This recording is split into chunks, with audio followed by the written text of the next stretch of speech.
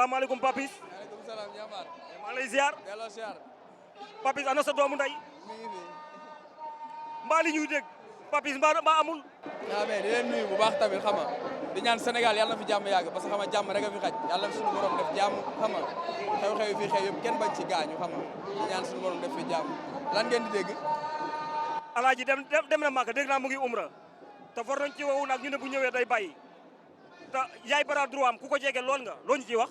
waaw mais di ko ñaanal jàmm le roi des arènes avant tout maa ngi koy ñaanal jàmm di ko wax lépp lu mu demoon ñaani ji foofu yàlla na ko suñu borom nangu ñëw na ci jàmm nag alhamdulilah dem na ba ñëw xam nga mu ngi continuer activité am te bu fekkente ne dafa waroon bàyyi sax wala dara tey xam nga dina toog wax ko parce que xam nga mais yooyu yëpp bon ku nekk day joxe sa xalaat rek. waxagu ko nag. non bu doon bàyyi tey dina ne day bàyyi parce que xam nga mais kenn dégg ko fu mu ko waxee benn yoon xam nga di ko ñaanal jàmm mi ngi ci activité am continuer entraînement am voilà ñu xool nekk suñu kanam incha allah.